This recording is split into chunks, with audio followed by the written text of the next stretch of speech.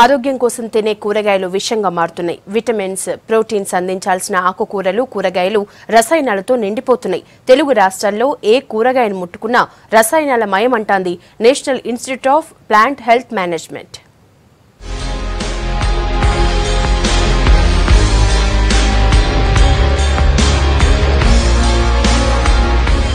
తాజా కూరగాయలు ఆరోగ్యానికి మంచిదంటారు. కాకపోతే అవి ఆరోగ్యం కాదు, ఇప్పుడు అనారోగ్యానికి కారణమవుతున్నాయి. అప్పట్లాగా ఇప్పుడు పశువుల ఎరువులతోటి పంటలు పండిస్తలేరు, పురుగుల మందులతోటి పంటలు పండిస్తారు. అందుకనే పంట కూరగాయలల్లా ప్రోటీన్లు, విటమిన్లు కాదు, విషం ఉంటుంది.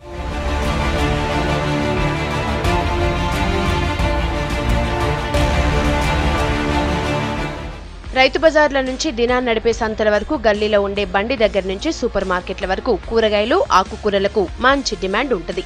తాజాగా కనిపిస్తున్నాయి కదా అని కూరగాయలు కొనుక్కుంటున్నారంటే పొరపాటే. వాటిల్లా చాలా రసాయనాలు కలిపినారంటున్నారు కూరగాయలను పరీక్షలు చేసే NIPHM శాస్త్రవేత్తలు.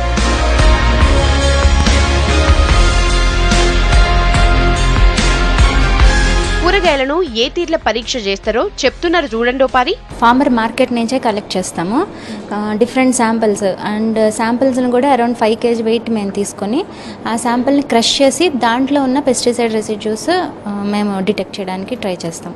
అయితే డిఫరెంట్ శాంపిల్స్ టమాటో, బ్రింజాల్, బెండకాయ, దొండకాయ అన్ని రకాల వెజిటబుల్స్ని మేము ఇక్కడ క్రష్ చేసి దానిలో ఉన్న పెస్టిసైడ్స్ని డిటెక్ట్ చేయడానికి. ఇది టొమాటో, ఇదేమో రెడ్ చిల్లీ, ఎండుమిరపకాయ, ఇది బెండకాయ, brinjal, and this is beans, దోసకాయ, cabbage, and drumstick, that is ములక్కాయ.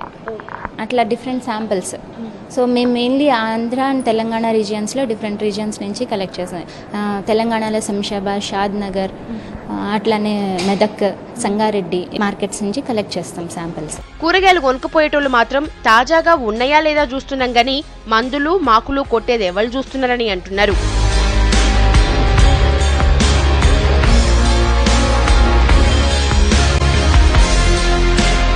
పచ్చి కూరగాయలు అస్సలు తినొద్దంటున్నారు శాస్త్రవేత్తలు. ఉప్పు నీటిలో గానీ ఉడకబెట్టడం ద్వారా గానీ వాటిలో రసాయనాలు తక్కువైతాయని చెప్తున్నారు. ఎప్పుడైనా వెజిటబుల్స్ని కానీ పళ్ళని కానీ బాగా కడగడం, ఆ తర్వాత ఉడికించడం కానీ పీల్ చేయడం వల్ల కానీ రెసిడ్యూస్ చాలా వరకు తొలగిపోతాయి. యూజువల్గా సలాడ్ రూపంలో తీసుకున్నప్పుడు మాత్రం కంపల్సరీ సాల్ట్ వాటర్లో కడగడం వల్ల ఒక 2 liters ఆఫ్ వాటర్కి 4 tablespoons సాల్ట్ వేసి అందులో ఒక 5 minutes ఈ కూరగాయలు కానీ పండ్లు కానీ కొద్దిసేపు ఉంచి ఆ తర్వాత మంచినీళ్ళతో కడిగి అప్పుడు తినడం వల్ల ఈ అవశేషాలు తగ్గుతాయి. కూరగాయలు పండించే రైతులకు సరైన అవగాహన లేకపోవడంతోటి ఎక్కువ పవర్ ఉండే పురుగు మందులు కొడుతున్నారని శాస్త్రవేత్తలు చెప్తున్నారు. రైతులు మాత్రం ఏటా కొట్టేటువంటి మందుల్నే కొడుతున్నామని అంటున్నారు. ఏళ్ల తరబడి వ్యవసాయం చేస్తున్నాం, 10 రోజులకోసారి పురుగు మందు కొట్టకుంటే చీడపీడలతోని పంట ఆగమైతదని అంటున్నారు రైతులు. అన్ని కూరగాయలు కావాల్సినవి షాపులలో అడిగితే పురుగు మందులు ఇస్తే కొడతాం. దినం తప్పించి దినం 2 రోజులకోసారి ఇట్లా కొడుతూనే ఉంటాం. 3 మాటల 4 మాటలకు అయితే అయిపోతుంది. మళ్ళీ ఇస్తూనే ఉండాలి. ఒక్కొక్క డబ్బా 1000-1500 ఉంటుంది. కొట్టకపోతే అంతా పురుగు పంటనే రాదా, కొడితేనే పంట వస్తే కొట్టంది పంట పడుతుందా? ఉన్నదంతా పురుగే తినే, దానికి లాభం ఏమై వస్తుంది? రాదు. ఇది మందులు కావన్నాయి పురుగు రానికి, పురుగు రాకుండా కొట్టనీకి. ఒక మందు డబ్బా తెస్తే 1500-2000 కావాలి.